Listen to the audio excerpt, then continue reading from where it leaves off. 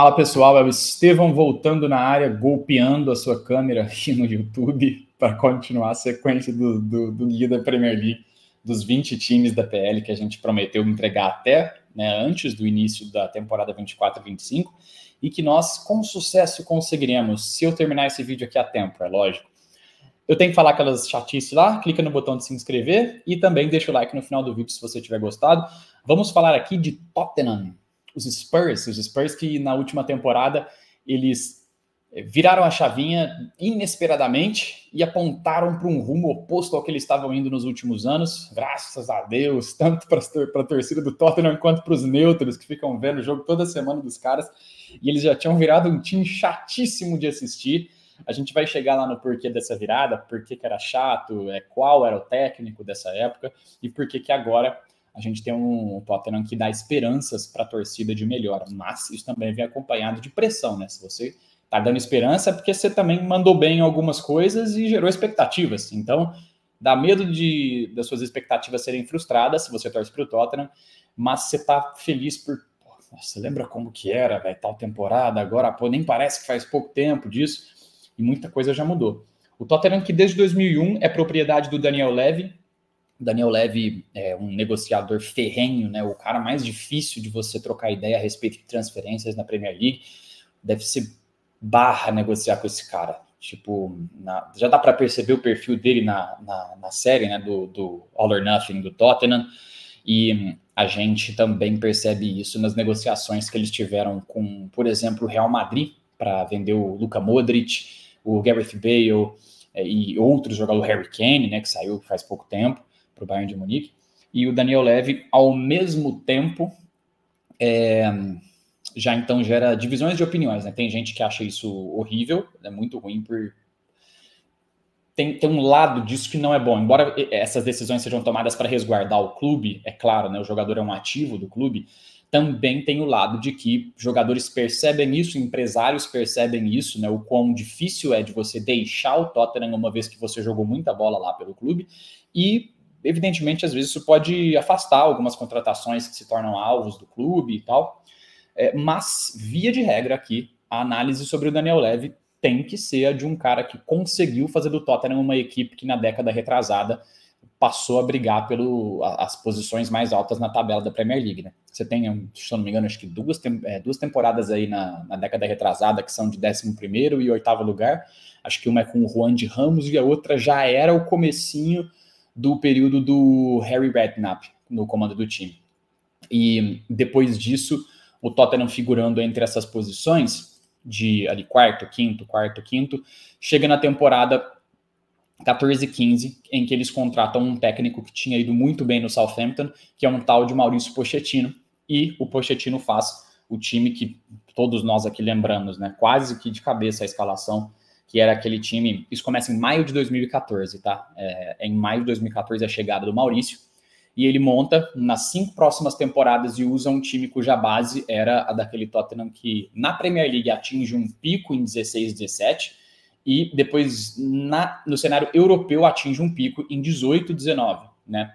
Que é um time que inclusive pegou, eu tenho até anotado aqui, 14-15 foi o 5º lugar, essa é a única temporada que o Maurício não ficou no top 4 pelo Tottenham. Aqui foi a que ele chegou, né? 3º lugar em 15-16, 2º lugar em 16-17 e 3º lugar em 17-18. E quando ele sai, o time em 4º na Premier League e final de Liga dos Campeões da Europa, né? Essa é aquela campanha absurda do Tottenham em que eles eliminam o Manchester City, eles passam do Ajax naquela maluquice que foi aquele jogo, o hat-trick do Lucas. E aí aquela expectativa de quem vai jogar na final, o Lucas vai ganhar uma vaga no time titular ou não, mas o time tem o Harry Kane, o Son, tipo, é difícil, a decisão parece que é fácil quando a gente vê o Lucas fazendo aquele absurdo que ele fez. Mas, cara, assim, para mim, pessoalmente, aqui é bastante compreensível, mas, de fato, tem margem para isso, e o time, infelizmente, não vence a final, felizmente pro meu time aqui, mas isso não entra aqui na conta, né, até porque são projetos dramaticamente diferentes, e o Tottenham estava num projeto mais sustentável no começo da era Pochettino do que o Liverpool, né? E aqui a gente está falando de um fim de ciclo, então, do Maurício, que deixa para o Tottenham uma continuação de um legado de ser um time que merece estar quase sempre no top 4, né? Se o Tottenham está em sexto, isso é uma coisa que você olha e fala, ô louco, cadê aqueles caras, né? Os caras estavam sempre perto.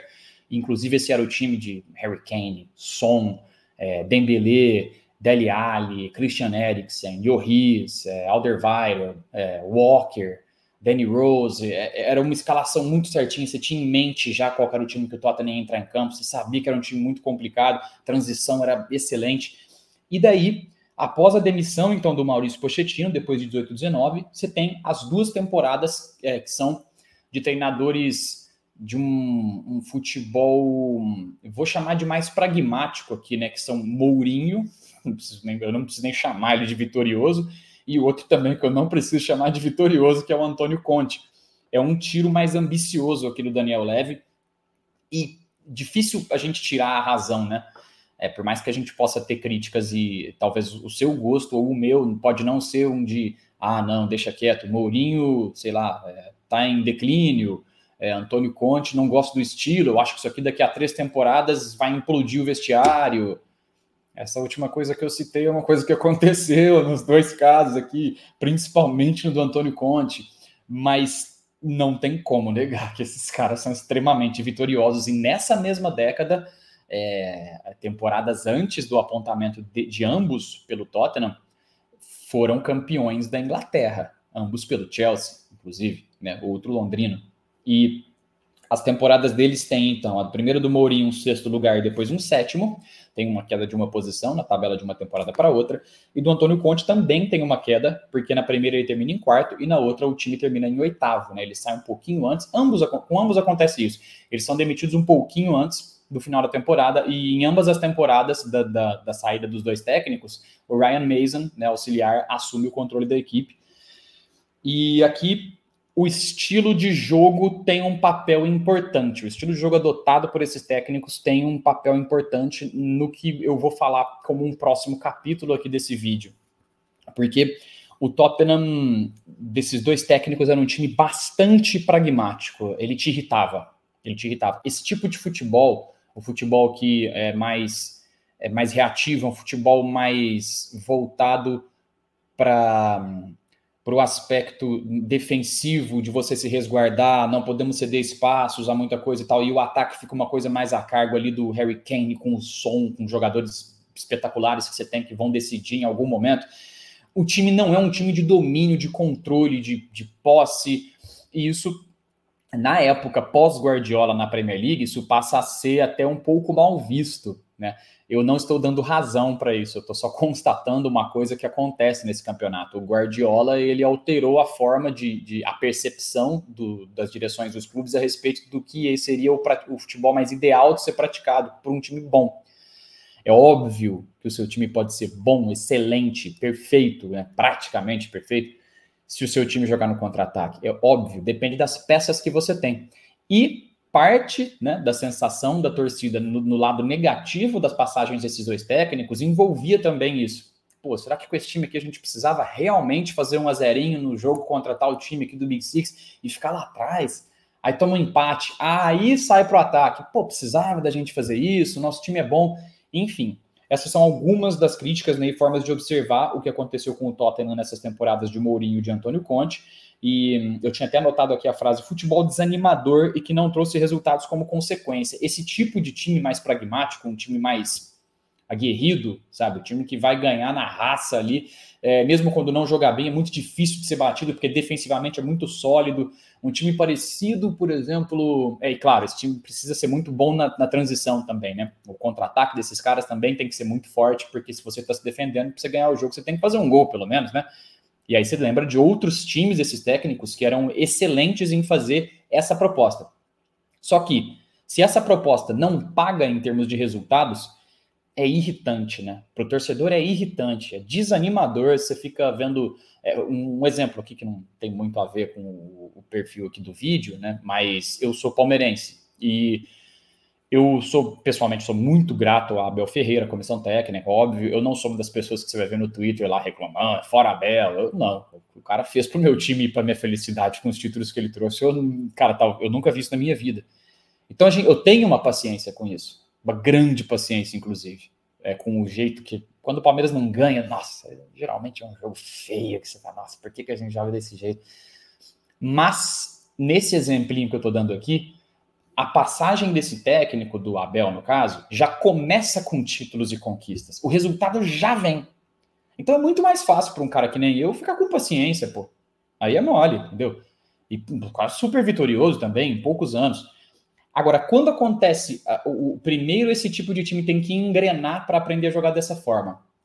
E os títulos não vêm, as conquistas não vêm, as vitórias em grandes jogos do campeonato, né, sendo em pontos corridos, por exemplo, não vêm.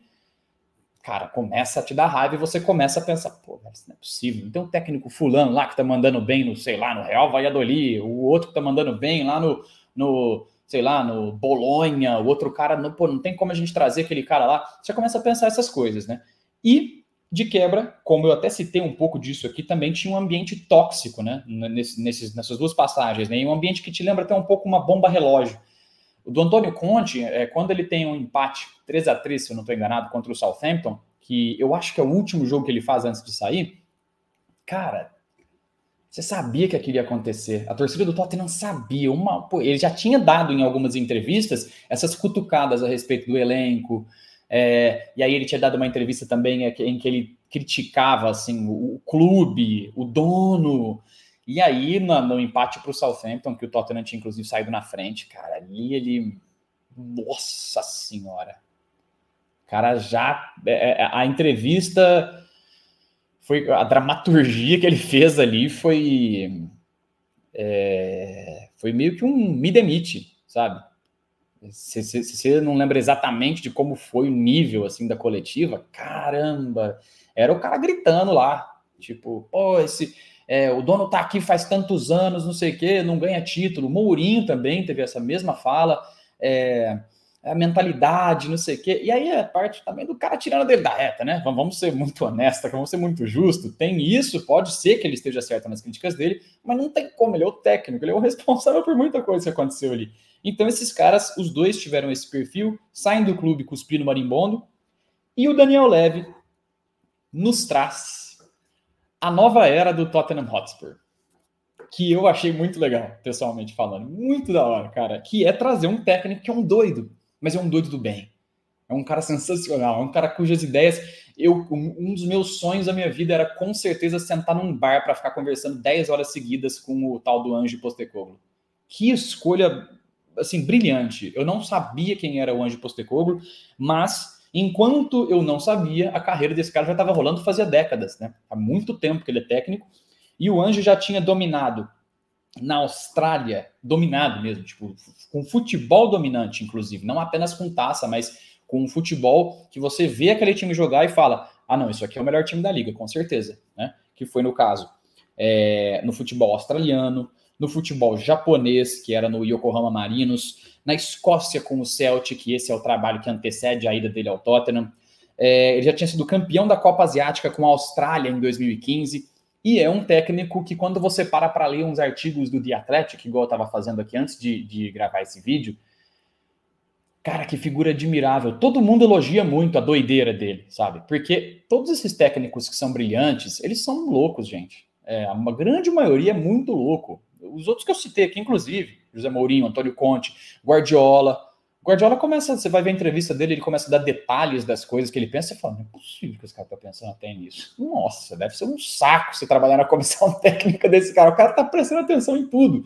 E esse cara aqui é mais um desses. O Ange é um cara que tem um tato especial, segundo as pessoas que trabalharam com ele, várias delas, com base, não tem pudor de chegar no time, o time, pô, esse time aqui tá precisando de uma transição, já tem vários jogadores aqui que tá em fim de contrato, os caras tão velho, troca um monte de gente, sobe uns moleques da base, contrata não sei quem, e vamos jogar para frente, né? Vamos jogar saindo, jogando lá com a bola no chão, não vai ter chutão na primeira fase de jogo, e nós vamos construir uma transição aqui que a bola vai de pé em pé, e o time tem que ter pulmão, né? Tem que ter pulmão para jogar no time desse cara, porque você precisa saber jogar a bola quando a bola tá com você, e quando você perde a bola, você tem que ser um leão para correr atrás dela.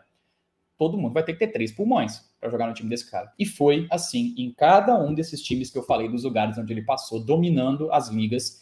E foi assim também, traços da Austrália campeã, né, da Copa Asiática em 2015. Esse é o cara que chega em 23, 24 para substituir a antiga filosofia, a ideia do futebol mais pragmático, a ideia do, não, a gente se defende aqui, vamos dar um balão no som, ele vai correr, vai achar o Harry Kane, ou vice-versa, né, que é uma coisa que acontecia bastante, né? Harry Kane, um gênio, um absurdo de jogador, voltava no círculo central, dava um passe, deixava o som na cara do gol.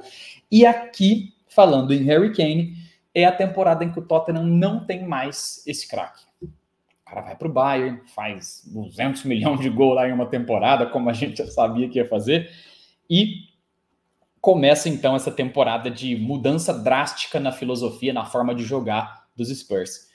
O começo foi excelente.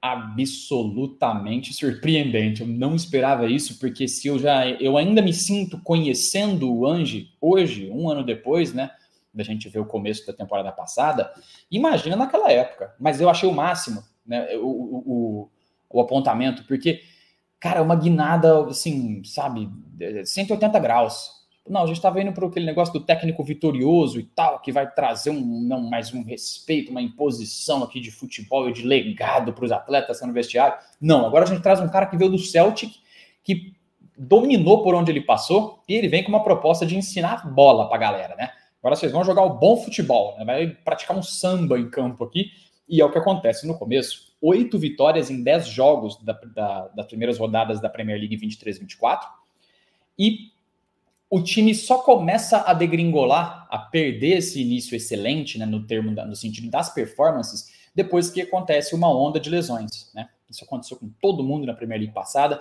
mas o Tottenham deu uma dosinha assim diferente, porque era o time mais legal, para mim, né, na minha opinião, era o time mais divertido de assistir jogar nas primeiras rodadas, até porque não só jogavam futebol oposto em termos de atratividade aos dos treinadores anteriores, mas também tinha resultado. Os caras estavam ganhando, meu amigo. 8 de 10 é um absurdo para o começo. O Tottenham começa muito bem. O futebol decai depois do período de lesões que eu falei. E aí essas lesões elas vão se revezando ali até o final da temporada. Mas é verdade que esteve no meio aqui o pior período disso, né? E aqui a gente já tinha um time até diferente, né? Já chega James Maddison no time. E ele chega voando. O Leicester tinha caído. E eles pinçam o Maddison numa excelente contratação. Depois disso, a gente tem... Né, aliás, enquanto isso, né, antes, na verdade, a gente teve a saída não só do Harry Kane, mas do Hugo Lloris, do Eric Dyer. Lembra que eu fiz aquele resgate aqui do que o Ange fez em algumas das outras passagens nos outros times que ele treinou? Aqui acontece a mesma coisa, né? Você tem a saída do Dyer, agora saiu o Emerson Royal, Sessegnon, Brian Hill, Højbjerg. O Højbjerg era um jogador importantíssimo para o time do Antônio Conte. E não era pro Conte apenas. Nós aqui do canal, o Pente e eu, a gente é quase fã desse cara. Ele joga muita bola. Excelente volante. O Ange Postecoglou já chega, tipo assim, barrando. Não quero. Meu estilo é tal. O Højbjerg continua no time, inclusive tem minutos da temporada, mas não é mais aquele titular, né? E aqui pro lugar você tem Bissouma, você tem Papissar, mudou muito o estilo. Né? O time ganha Pedro Porro na lateral direita, Destiny Udogie na lateral esquerda, contrato Vicário, que excelente contratação, são várias, né? E alguns que já eram jogadores do time. Então o Son passa a fazer papéis diferentes ao longo da temporada, começa na ponta, depois vira centroavante, Richarlison não tá fazendo gol. Você tem uma temporada assim, que às vezes você enxerga jogadores, por exemplo, como Kulusevski, o Brennan Johnson, como peças que podem agregar, mas a temporada 23-24 do Tottenham termina como se você... Termina igual aquele filme que tá quase chegando ali na hora que você vai... Nossa, como é que vai terminar isso aqui? E pá, corta para você assistir na próxima temporada, sabe? Aquela série, aliás, né? Fica desse jeito. Acabou a temporada, você lembra do Tottenham, você fala, putz, é verdade, tem esses caras, né? O que será que vai acontecer? Até porque, nas passagens do Postecoglou pelos outros times que eu citei aqui, a segunda temporada dele, na maioria das passagens nos outros times, ela foi melhor do que a primeira. Muito disso pode ser por conta de algo que, inclusive, ele próprio falou e pessoas que trabalharam com ele também disseram em entrevistas que eu li no The Athletic, que o time dele, como exige um futebol muito físico, de muito fôlego, é natural de você imaginar que na primeira temporada que você vai implementar isso, né? E muda tudo, né, gente? Não é só jogar lá na hora, mas muda também as sessões de treinamento, o jeito que isso acontece. O treino vai passar a ser um treino mais sério, o treino físico é mais pesado, o treino aeróbico é mais pesado. Imagina como é que deve ser um rachão no time desse cara. Você não pressionou o zagueiro, ele vai te matar. Brincadeiras à parte, isso exige muito fisicamente, então a primeira temporada o próprio técnico já sabia que teria lesões, porque isso vai acontecer obviamente, mas ele imaginava que já teria um número razoavelmente alto de lesões. E na segunda temporada o que pode acontecer, na teoria, é que o time assimile melhor o que ele vai ter que fazer na temporada seguinte, porque já passou um ano com o cara, e aí o cara fica pensando, né? Cara, deixa eu não comer tanto aqui, né? Vou usar um exemplo bem esdrúxulo, mas deixa eu não comer tanto aqui nas minhas férias, porque senão na pré-temporada eu vou ter um ataque cardíaco em campo, né? Eu vou morrer tentando correr para aquele cara. O time assimila melhor depois de uma temporada do que quando o cara chega de cara. Muitos dos jogadores não deviam nem saber qual era o estilo do cara. Se é jogador, você não vai ficar pesquisando quem que vai ser o técnico, a não ser que você seja, sei lá, o Gundogan, que é um gênio do futebol manager. E tipo aqui, a gente pode ter então nessa próxima temporada a continuação de um time que mudou em 180 graus, deu um cavalo de pau no que eles estavam fazendo antes, conseguiu emular de cara o que o técnico queria no comecinho da temporada passada e depois teve problemas com isso, né? Tem coisas demais para serem corrigidas, mas o começo já é empolgante o suficiente para você botar fé nesse negócio. Quando eu digo botar fé, eu não estou cravando que isso vai melhorar, mas tudo que eu falei aqui agora, até agora, para mim faz bastante sentido. Do time melhorar. Isso aqui parece que não vai degringolar, porque o estilo do técnico é diferente. Sim, ele teve algumas entrevistas temporada passada, na reta final, que foram, assim, meio explosivas e tal, mas não é explosivo, né? Eu usei um termo errado. Mas entrevistas, assim, que ele... principalmente daquele jogo contra o City, né? Daquele jogo da reta final, em que tinha boa parte da torcida do Tottenham mais interessada em evitar um título do Arsenal do que apostar nas chances que, embora pequenas, ainda existiam do Tottenham conseguir se classificar para a Liga dos Campeões. E ele fica muito incomodado com isso, né? Críticas pessoais que nós possamos ter a respeito da postura dele, da torcida do Tottenham, tanto faz. O que é importante aqui é esse cara tá dentro do projeto. Esse cara tá ficando bravo por não ter conseguido o que ele queria, que era a vaga de Liga dos Campeões. Isso é alguém que está muito abraçado, né, com o time. Então, dentro de uma equipe que passou a jogar um futebol empolgante, como fazia tempo que a gente não via, com frequência, inclusive, você tem uma grande margem de melhora, ao mesmo tempo que você tem também algumas críticas, né? Teve o jogo contra o Chelsea, vocês lembram disso? Quando o Tottenham teve 2 expulsos e estava jogando contra o Chelsea com a linha lá na frente. E isso é um traço desse cara também, ele sempre foi assim, viu? Isso aqui provavelmente não vai ser adaptado, não. Vai jogar com a linha lá na frente, vai tentar pressionar muito a saída de bola. O Tottenham é o time que permite menos passes por ação defensiva do campeonato. Acho que são 8 pontos alguma coisa. Isso significa o seguinte, né? Você não permite que o adversário fique tocando muito a bola entre os zagueiros, laterais e goleiros, sabe? Seu time já vai logo ali, apertando. Trocou 7, 8 passos, o Tottenham já está em cima de você. Os outros times, tem time que, por exemplo, sei lá, demora 20 passes, significa que o seu time está ficando passivo lá olhando, porque a sua estratégia é outra. No caso do Tottenham, é doideira 90 minutos. E aí, essa doideira ofensivaça, ela sobe a linha do seu time lá no meio do campo e você fica tomando uns gols que você não precisava tomar. Para você jogar desse jeito, você também você tem que ser defensivamente preparado para exercer essa parada aqui. E isso traz a gente para algumas coisas que podem ser melhoradas, né, no Tottenham. Primeiro, as lesões nessa temporada 23-24 levaram o Tottenham a ser o 4º time com mais lesões por 1.000 minutos jogados. O Tottenham teve 9. Uma média de 9 lesões a cada 1.000 minutos jogados. Esse é o 4º time. Se eu não me engano, acho que está atrás de Chelsea, Crystal Palace e Manchester United, que tiveram mais. Isso tem que ser assimilado pelos atletas. E a comissão técnica tem que mandar muito bem nessa de como nós vamos conduzir esses caras, né? Para a gente preparar eles fisicamente para esse desafio. Quando nós vamos fazer um rodízio, para qual competição o fulano vai jogar, qual que o fulano não vai jogar. Isso é uma coisa, isso é um desafio já. eu já falei aqui, né, que é quase uma regra esses caras melhorarem na segunda temporada. Isso era um aspecto até um pouco positivo aqui para a gente imaginar em 24, 25. Sair jogando com mais eficácia. O Tottenham, se quiser jogar dessa maneira que é tão arriscada e empolgante no mesmo grau, vai ter que melhorar a saída de bola.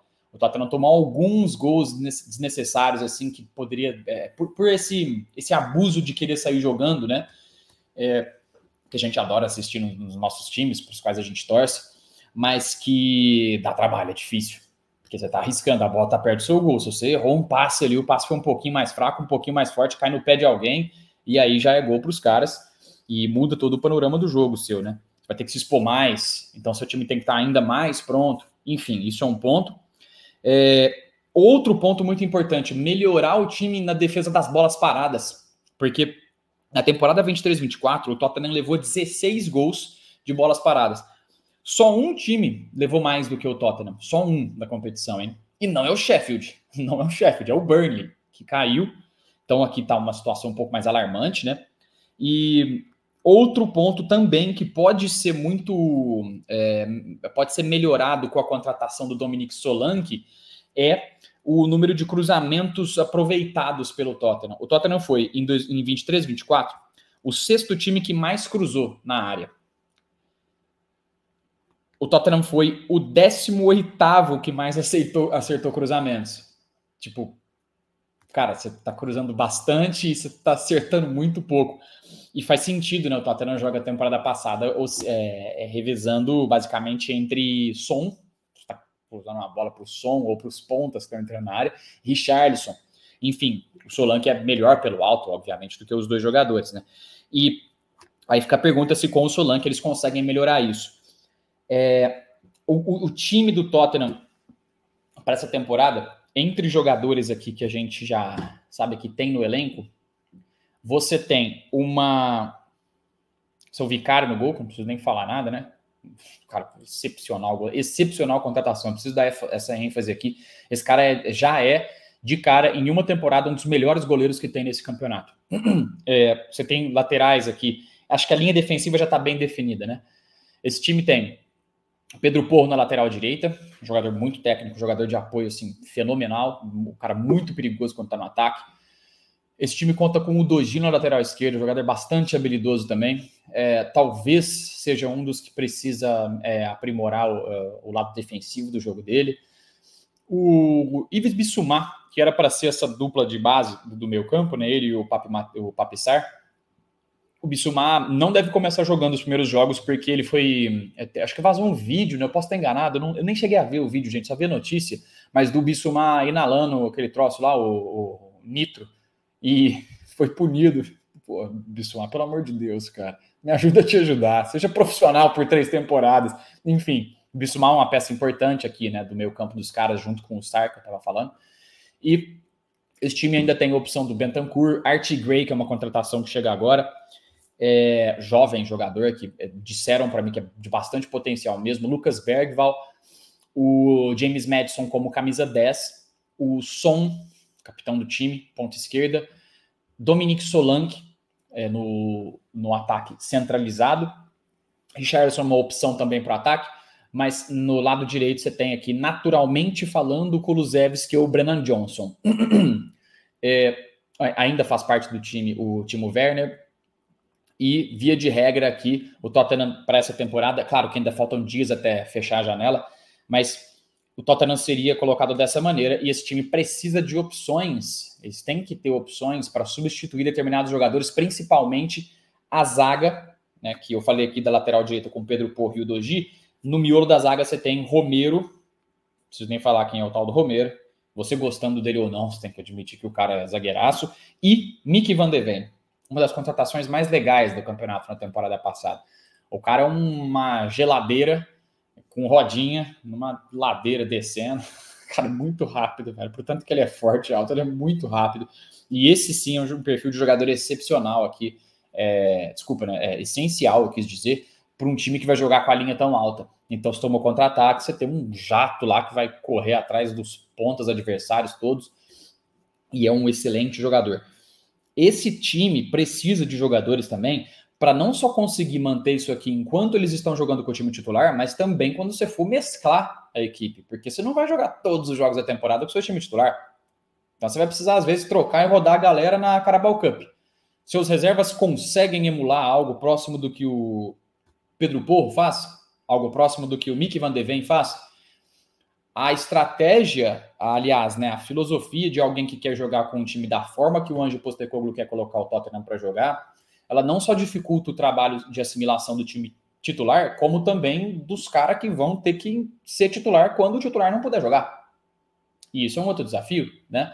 Mas, resumindo todos esses 30 minutos aqui de vídeo, o que acontece com o Tottenham para 24 e 25, eu acho que tem que ser levado por um lado de otimismo. Pode dar errado, é lógico, gente. Qualquer projeto pode dar errado. Mas lembremos do que acontecia antes do apontamento de Postecoglou. Era tenso. Era tenso. Agora, o torcedor do Tottenham, eu imagino que deva se sentir... Estou chutando, né? Humildemente aqui, tentando projetar como deve ser. Mas, cara, pelo menos agora o seu time peca porque ele quer demais, sabe? Quer jogar demais. Aí você peca. Mas é corajoso, né? Teve minutos, assim, daquela maluquice que o Postecoglou fez contra o Chelsea, dos 2 expulsos e o time com a linha alta. Cara, teve minutos, os primeiros minutos daquela doideira... Dava pra ter saído um gol ali, sabe? Tipo, tava jogando com 2 a menos. Dava pra esses caras terem convertido um gol. Eu lembro que teve algumas chances boas, assim, daquele negócio funcionando por um período. Mas é óbvio, né? Ali é doideira mesmo. O próprio cara sabe que chama doideira. Mas, ao mesmo tempo, provavelmente dentro da doideira, você tem uma chance aí de atingir psicologicamente seus jogadores. Seu jogador, claro, ele pode virar pra você e falar, pô, a gente foi burro ali, hein? Mas, ao mesmo tempo, ele pode olhar e falar, caramba, por 10, 12 minutos a gente conseguiu fazer um negócio que eu nem achei que era possível. Pô, esse cara pode ter alguma coisa na manga aí mesmo. E eu acho que ele tem o elenco na mão. O torcedor do Tottenham sabe disso 1000 vezes mais que eu. Inclusive, já sugiro aqui que, se vocês quiserem, deixe os comentários aqui pra gente. Você que torce pro Tottenham, me ensina. Fala, cara, eu vi alguma coisa ali que o fulano adorou o Postecoglou desde que começou a treinar com ele. Eu vi uma fala, acho que era do Madison, falando, pô, nunca treinei com um cara assim, nunca vi isso na minha vida. Isso foi temporada passada. Enfim, conta para mim, conta também sobre os jogadores, eventuais especulações que possam estar acontecendo, que eu não estou ligado. E termino esse vídeo agradecendo muito a sua atenção por ter ficado aqui até o final. Peço perdão por alguma coisa, alguma inconsistência que eu possa ter falado aqui. E aproveite a temporada 24-25 e vá assistir as nossas lives também, porque a gente vai estar lá resumindo tudo que acontecer semana a semana. Muito obrigado. Deixa o like se você tiver curtido. Abraços e segue a gente no Twitter para saber das lives e eventualmente aí de... Quem sabe a gente não faz uma live aí de bate-papo com algum famoso aí do universo do futebol na internet, né? Quem sabe futebol na TV também, na ESPN. Nós vamos chegar lá, hein? Nós vamos chegar lá. Obrigado, gente. Beijos, abraços e tchau, tchau.